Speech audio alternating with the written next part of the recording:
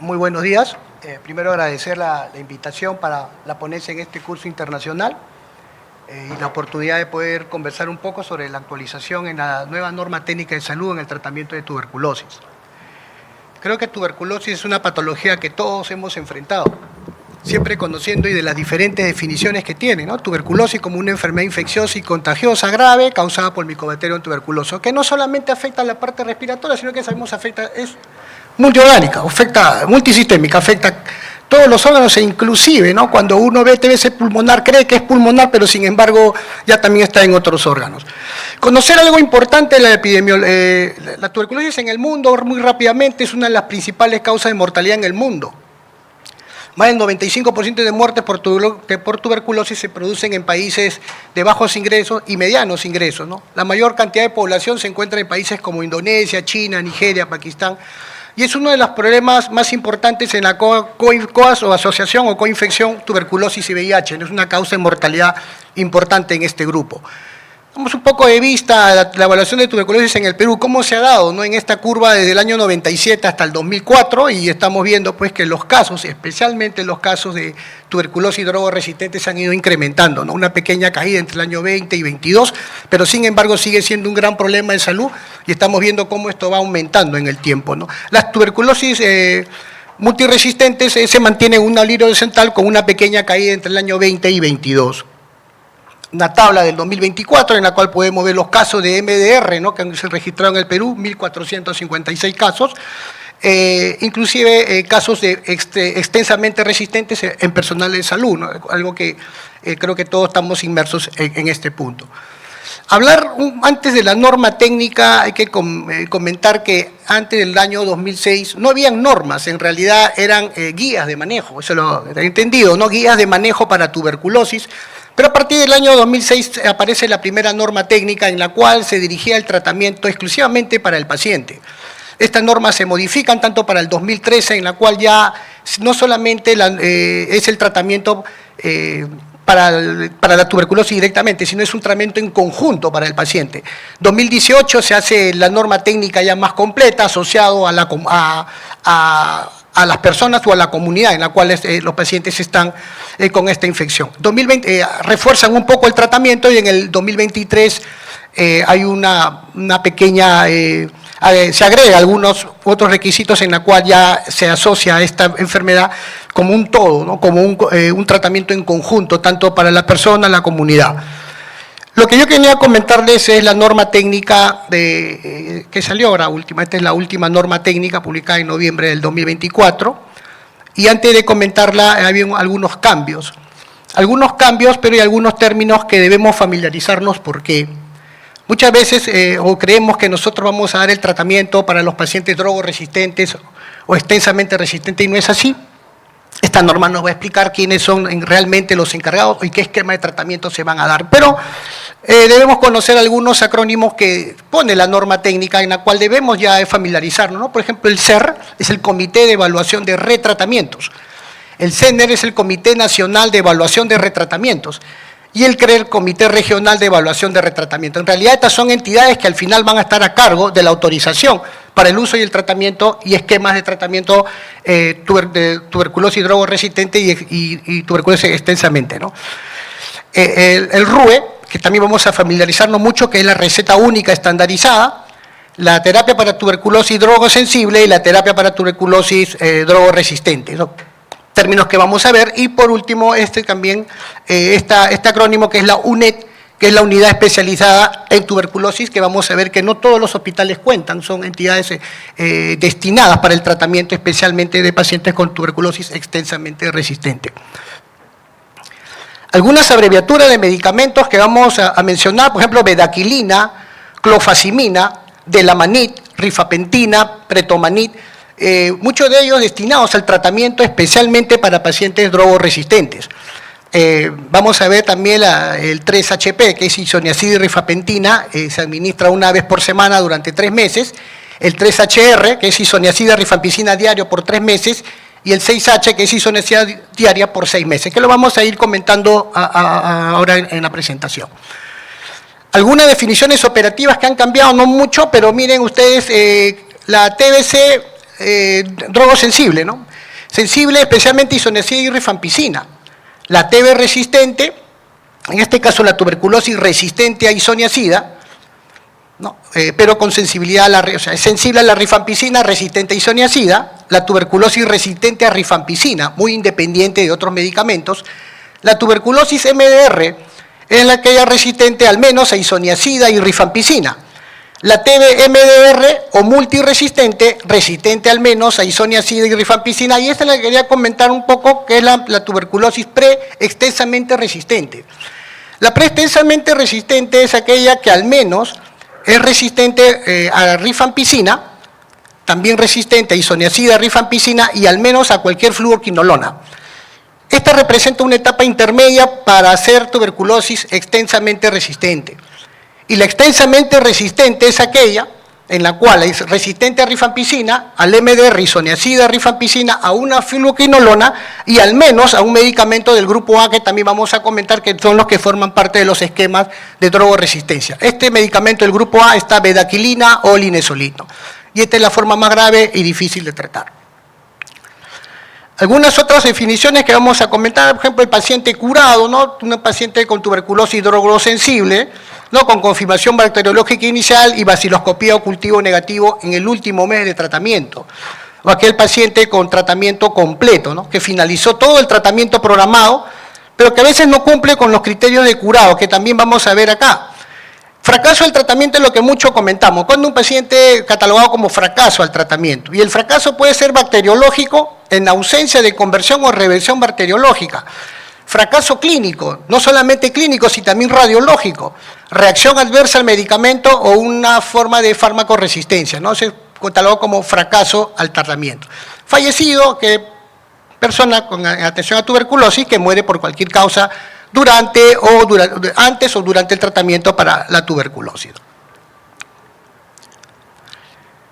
La primera parte de comentar con respecto a la terapia es la preventiva, ¿no? La aplicación de la vacuna del BCG en el recién nacido, ¿no? Quienes en realidad deben recibir la dosis. Primero, en caso de las puérperas sin signos o síntomas de tuberculosis, ¿no? En la cual el neonato puede recibir la dosis de BCG en las primeras 24 horas de vida. Creo que esa es la mayoría de casos que nosotros vemos. Puérpera, la que se descartó tuberculosis. Si no recibió dentro de las 24 horas de vida, administrar al menos una dosis de BCG lo más pronto posible. Tiene hasta los 11 meses, 29 días, ¿no? O puérpera con diagnóstico de tuberculosis. Aquí sí hay que descartar la TB congénita en el recién nacido y se inicia la terapia preventiva. Terminada la terapia preventiva puede recibir una dosis de BCG. O aquel recién nacido que sí se le confirmó tuberculosis congénita, en ellos pues iniciado el tratamiento y terminado se puede aplicar la dosis de BCG, ¿no? Igual el tiempo, entre 11 meses, 29 días. ¿Quiénes deben recibir terapia preventiva? Los contactos menores de 5 años, ¿no?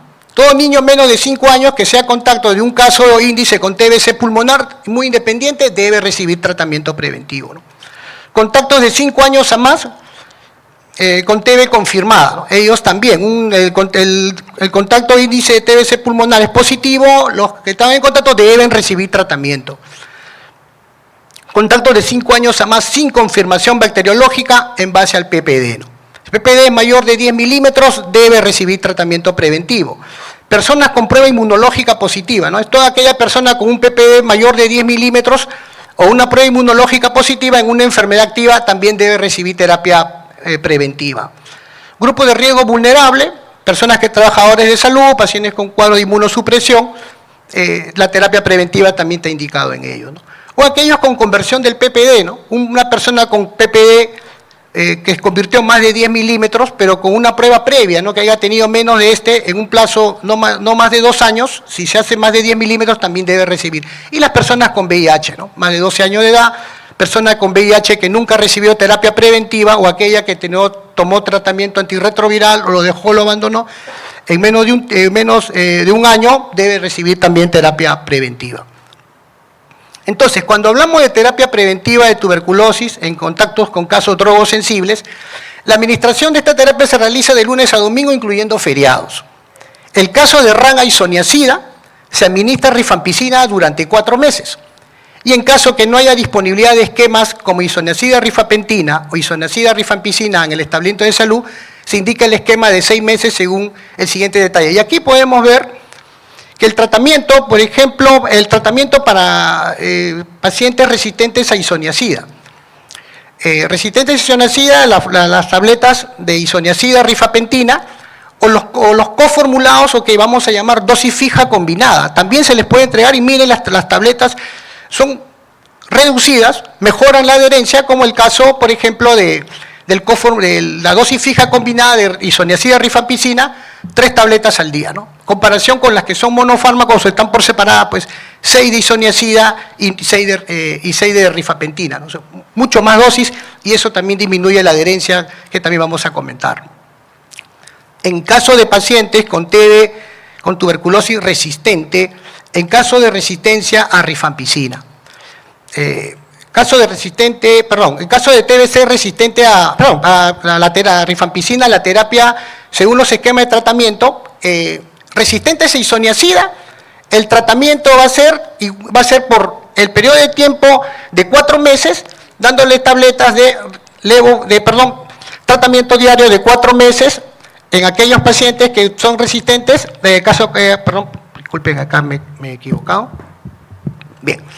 Entonces, en caso de tuberculosis continuada, de drogoresistentes, los contactos de TB a un paciente resistente a isoniazida, se inicia terapia preventiva solo con rifampicina durante 4 meses, solo con rifampicina durante 4 meses.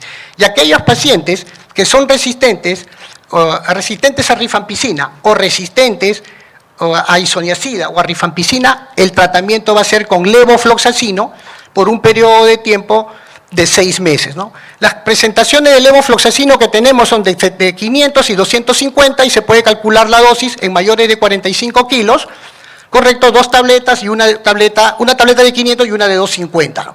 Entonces, estamos viendo acá, para reforzar nuevamente, la terapia preventiva para aquellos que son resistentes a isoniazida. La terapia preventiva es con rifampicina, y aquellos que son resistentes a isoniazida y drogoresistentes a rifampicina y a isoniazida, el tratamiento es con levofloxacino. Ahora sí comentemos manejo de la tuberculosis sensible a los medicamentos. Creo que la que todos veces enfrentamos, y tenemos que recordar quiénes son, ¿no? Aquellos que van a recibir tratamiento para tuberculosis sensible, ¿no? Y se da en los establecimientos de salud. ¿Quiénes conforman o quiénes deben recibir esta terapia? Aquellos con TBC pulmonar o extrapulmonar, nuevos o antes tratados, adultos y niños, y sin coinfección por el VIH, ¿no? Lo que conocíamos en la primera fase, 2 meses, con las 4 drogas clásicas, isoniazida, rifampicina, etambutol y piracinamida, y la segunda fase de 4 meses, ¿no? Que es diario. Muy diferente a las guías anteriores, se acuerdan, hace muchos años, era 2 veces por semana, después cambió a 3 veces por semana. Actualmente, y esta es la recomendación de la guía, 4 meses por semana, y la administración es diaria. El tratamiento se puede realizar con dosis fija combinada. Esto en algunos centros de salud o algunos hospitales se está dando, y eso es lo que también vamos a observar, cómo es la administración de ella. Es mucho más práctico y mejora aún la adherencia del paciente, ¿no? El tratamiento es de lunes a sábado, excepto domingo, pero incluye también los feriados, ¿no? Entonces, los domingos, a excepción de los domingos, ¿no?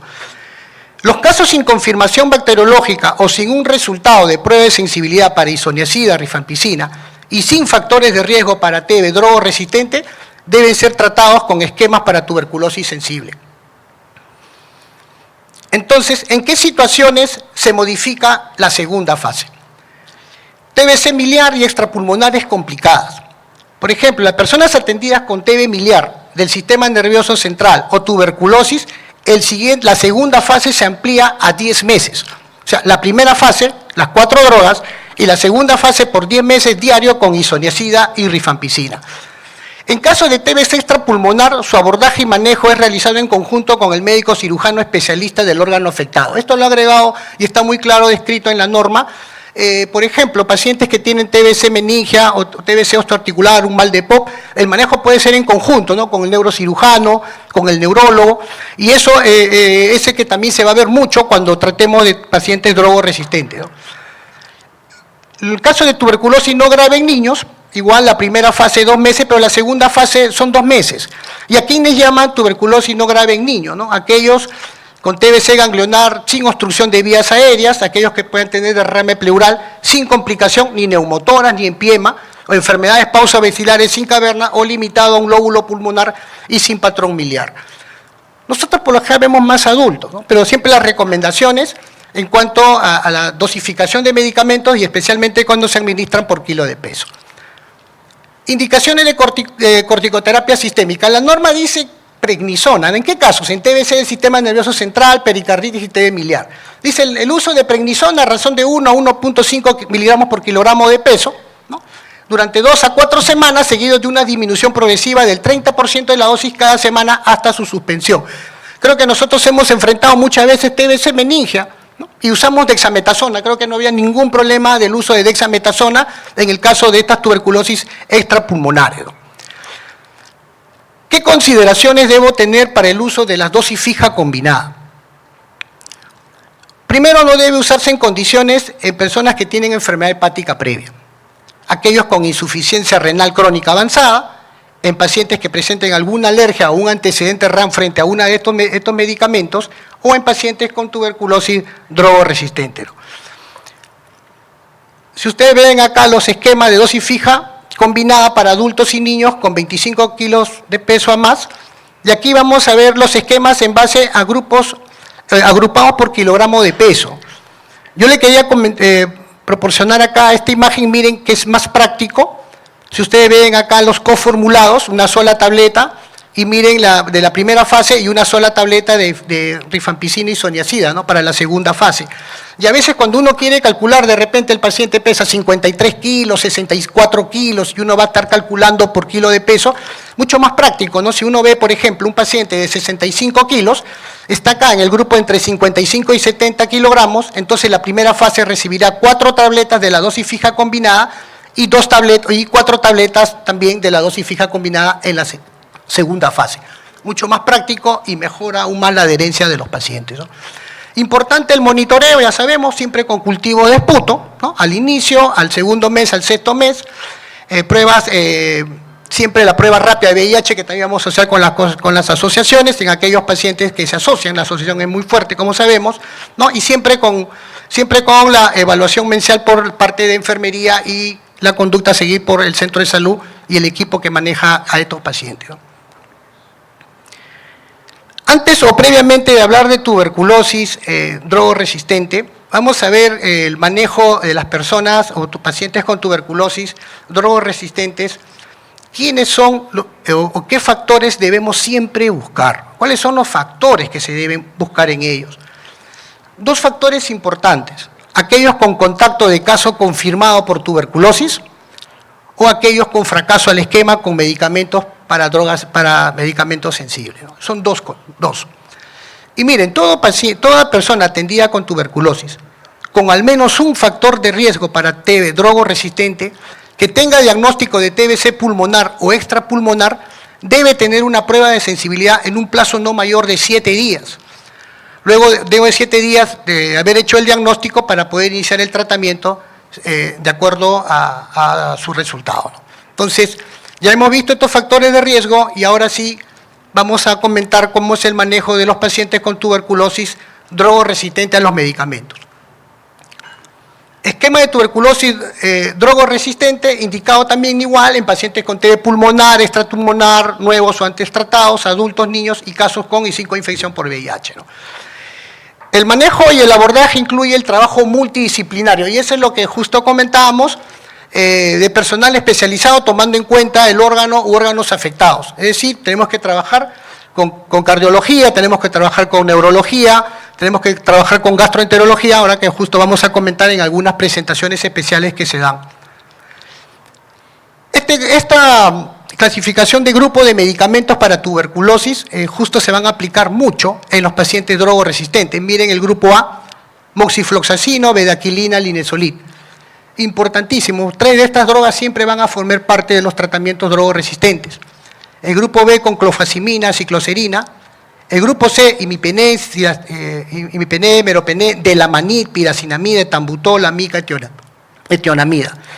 Y cuando nosotros queremos ver cuáles son esos esquemas de tratamiento. Es una forma práctica que hemos colocado acá para poder determinar cómo van a ser los esquemas de pacientes con tuberculosis resistente. Vamos a comentar de los resistentes a isoniazida, vamos a ver los esquemas orales para pacientes con tuberculosis drogoresistente, el esquema BIPAL, el esquema BLC, o esquemas orales para el paciente con tuberculosis extensamente, como es el caso del BPAL, el BLSC, que en realidad ustedes van a ver estos esquemas y lo vamos a comentar, ninguno de ellos puede ser modificado ni en su tiempo ni en su composición si es que no es visto y aprobado por el comité especial.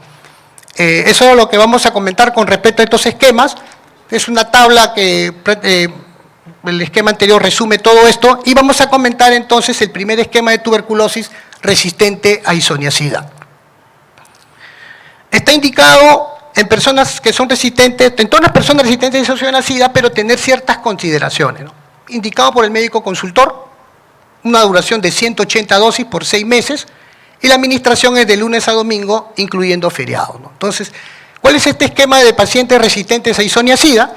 6 meses con levofloxacino, rifampicina, etambutol y piracinamida. O sea, levofloxacina está reemplazando isoniazida.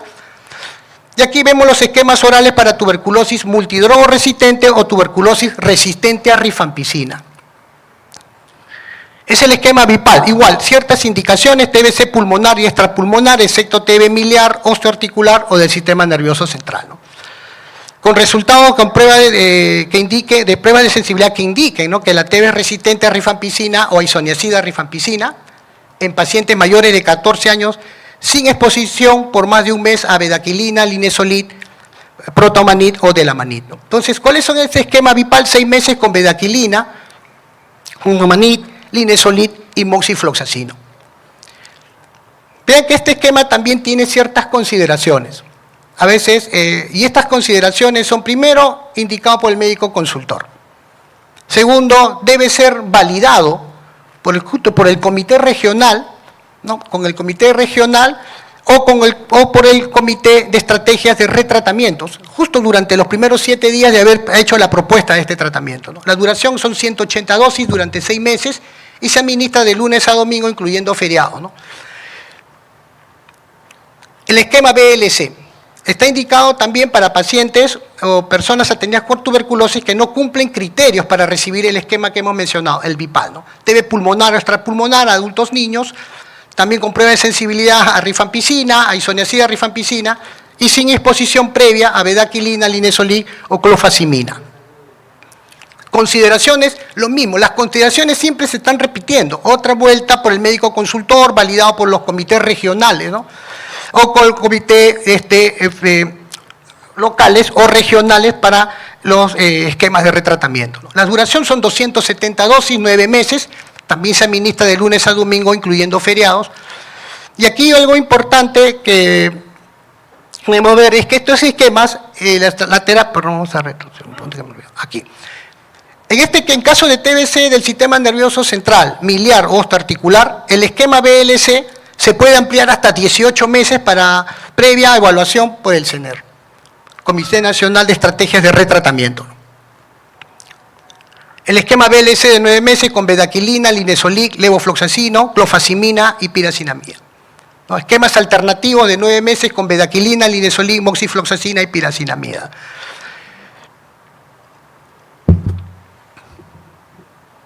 Esquemas orales para tuberculosis pre-extensamente resistente. Justo hablábamos, una etapa previa a la tuberculosis extensamente resistentes. Indicado en TBC pulmonar y extrapulmonar, excepto en TB sistema miliar, osteoarticular y sistema nervioso, ¿no? Miren acá, el esquema es 6 meses con bedaquilina, pretomanid, linezolid. Vemos que este esquema también tiene las mismas consideraciones que los esquemas anteriores, siempre por un médico consultor y siempre la aprobación de los comités. Comité de estrategias de retratamientos, tanto local como regional.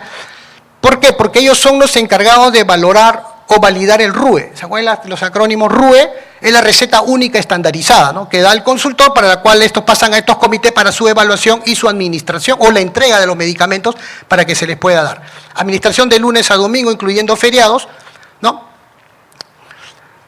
El esquema BLCC también la primera fase 6 meses, segunda fase 12 meses. Miren ustedes, también indicado para pacientes que no pueden recibir o están contraindicados recibir los esquemas BPA-L, ¿no? Las consideraciones las siempre he tratado de poner porque están en todos los esquemas. Recuerden, no son esquemas de tratamiento que nosotros hacemos, con nosotros podemos entregar. Y lo mismo, he mencionado que estos esquemas no se pueden cambiar ni en su tiempo ni en su composición. Estos tienen que ser avalados y autorizados por los comités, tanto regionales o como locales, de estrategia de retratamiento.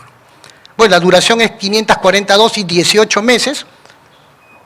El inicio dentro de los 2 días realizada la validación del RUE y se administra de lunes a domingo, incluyendo feriados. Hojas de monitoreo en todas estas presentaciones de drogoresistencia, ¿no?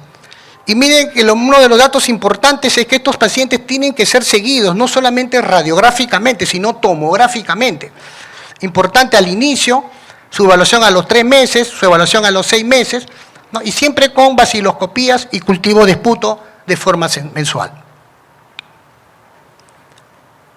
Este es, en realidad, si ustedes ven cómo es el tratamiento de tuberculosis extensamente resistentes, eso no lo vamos a ver en la parte hospitalaria.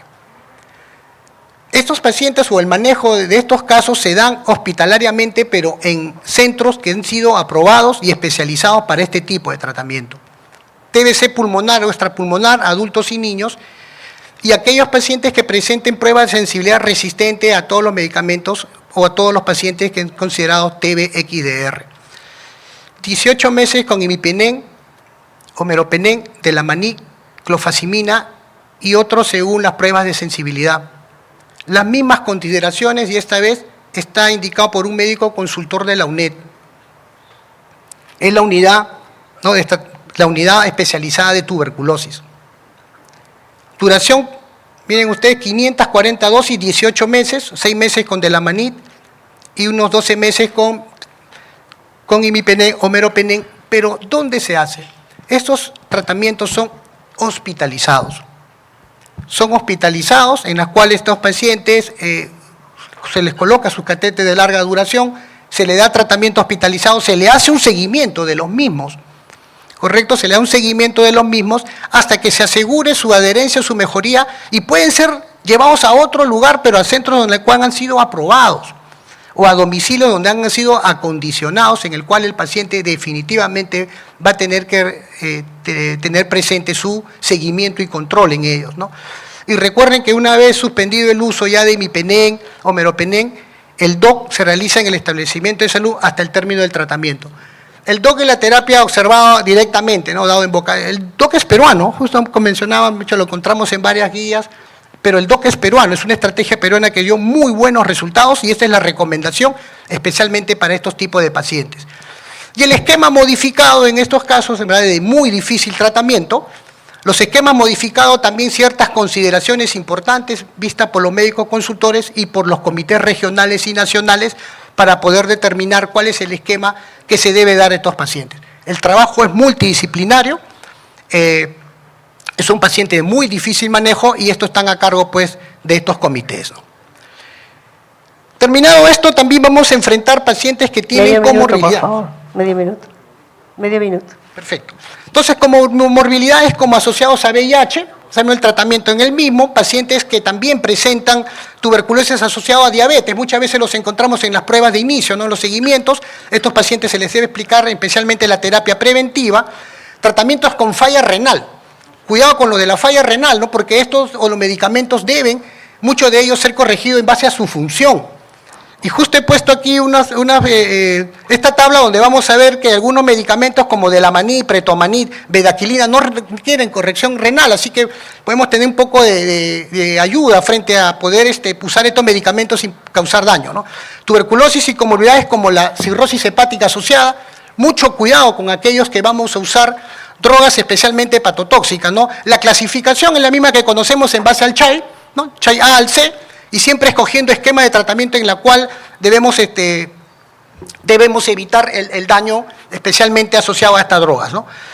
Las cirugías tiene bastante experiencia el hospital donde trabajo, el Hipólito Unanue, hay pacientes con tratamiento quirúrgico, indicaciones para ellos, y ellos presentar lesiones tuberculosas cavitarias, bronquiectasias, localizadas en 1 a 2 lóbulos o que prácticamente ocupe casi todo un pulmón, ¿no?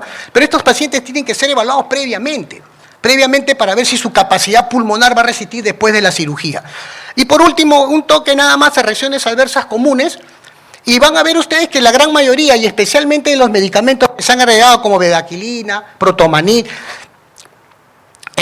clofazimina, todos tienen un riesgo cardiológico importante en la prolongación del QT. Siempre el seguimiento electrocardiográfico, siempre visto por un cardiólogo, pues estos pueden provocar grandes arritmias e inclusive la muerte por paro cardíaco, ¿no?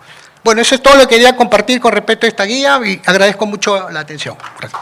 Doctor Claros, muchas gracias. Espero que todos hayan puesto al día sus conocimientos sobre este tema tan importante. Doctor, la Sociedad Peruana de Medicina Interna le agradece y hasta un próximo congreso. Gracias, doctor. Seguidamente esperamos al doctor Ciro Baguiña. Él nos